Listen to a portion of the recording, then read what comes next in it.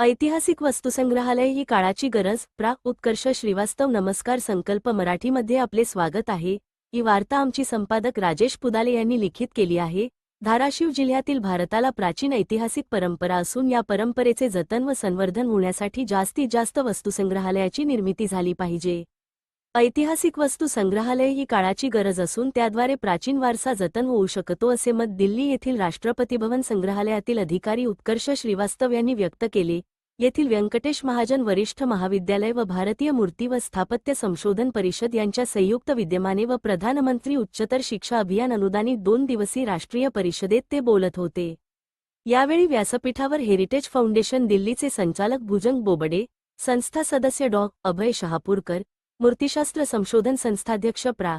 डॉ. अरविंद सोनटक्के, भारतीय मूर्ती व स्थापत्य संशोधन परिषदेचे अध्यक्ष डॉ. श्रीकांत गणवीर, प्रा. डॉ. शांता जाधवर, महाविद्यालयाचे प्राचार्य प्रा. डॉ. प्रशांत चौधरी, प्रा. डॉ. जयश्री कुलकर्णी यांची यावेळी प्रमुख उपस्थिती होती. वस्तू संग्रहालय काल, आज आणि उद्या या विषयावर दिनांक 02 व 103 रोजी या परिषदेचे आयोजन केले होते.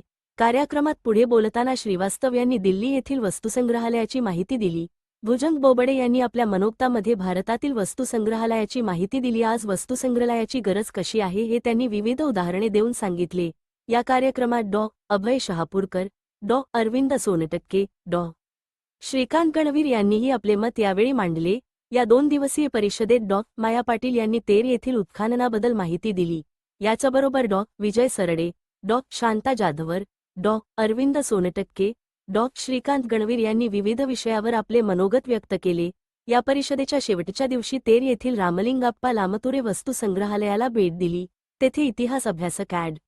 राज कुलकर्णी यांनी वस्तुसंग्रहालयातील विविध वस्तूची माहिती दिली. तसेच अभ्यासकांनी तेर येथील त्रिविक्रम मंदिर, उत्तरेश्वर मंदिर यांना भेट दिली. या परिषदेत विविध विषयावर लिहिलेल्या श.